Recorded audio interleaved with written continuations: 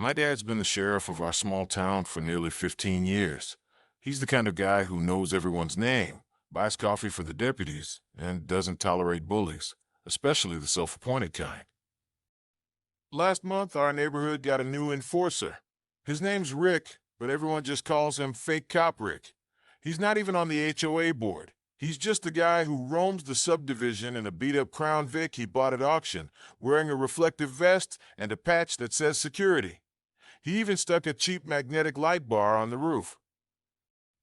Rick's been going around handing out fake citations for trash cans left out too long, grass that's too high, kids riding skateboards on the sidewalk. All things our actual HOA has rules about, but Rick's not authorized to enforce any of them. Most folks just roll their eyes and toss his fake tickets, but Rick loves to pick targets he thinks won't fight back. Teenagers, single moms, and older people who don't want the hassle. He made a big mistake when he picked my dad. One Friday, Dad was driving home in his old Crown Vic, his off-duty car, with his sheriff plates and everything. He'd just stopped by the grocery store and was cruising through our neighborhood when Rick spotted him. According to Dad, Rick sped up behind him, flipped on his little magnetic light, and started tailgating him like he was pulling him over. Dad figured someone needed help, so he slowed and pulled to the curb. Rick jumped out, wearing a tactical vest like he bought it from an army surplus store.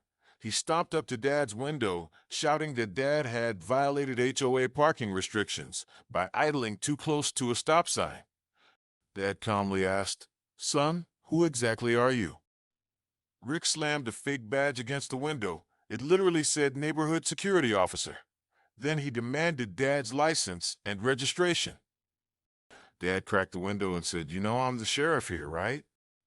Rick didn't even blink. He ordered Dad to step out of the car, claiming he was detaining him for noncompliance with HOA code. Before Dad could say another word, Rick yanked the door open and tried to drag him out.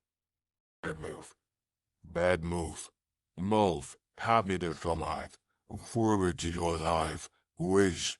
Will align pie with. I'm bumming on baby to me's. Near to motivating. Word to meetings. On my bone.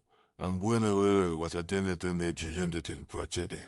On Willis Wales from Amatardifer. Upon Lemon said a arm with a hole in the wall and Benny to herself. I'm barracks, meaning bird of the middle spread, and everything is said is illustrated in a turn, with exception of screaming. The bird is a pity quintus lake city. That would mean you wouldn't do laying the others are really fine lying there. Who would have been as an ambition someone? Dad got out, but on his terms, he stood up, all 6'2" of him, flipped open his real badge, and said, "Rick, you're about 2 seconds away from real jail." Rick sputtered about citizens' authority and community enforcement rights. Dad told him to stay put and called one of his deputies to swing by. While they waited, Rick kept trying to claim he was just doing his duty. The deputy rolled up, took one look at Dad's ripped shirt sleeve, and cuffed Rick right there. Turns out impersonating an officer or detaining someone under fake authority is still illegal in our state. Rick tried to argue that the HOA had given him full powers. They hadn't. The actual HOA president showed up and looked like she wanted the sidewalk to swallow her whole. She told Dad they'd never hired Rick. He was just a self-appointed wannabe with a $15 badge. Rick spent the night in county lockup. Dad's deputies gave him a free ride. He's facing charges for impersonating law enforcement and unlawful restraint. The best part? Dad didn't even press for any special treatment. He showed up in uniform for Rick's arraignment just to watch him squirm in front of the judge. Rick's Crown Vic got towed. The HOA put out an official letter banning anyone from independent enforcement activities. And now, when Dad drives through the neighborhood, he gets waves and thumbs ups from people who never even talked to him before. Moral of the story? If you're going to drag someone out of their car, make sure they're not literally the sheriff.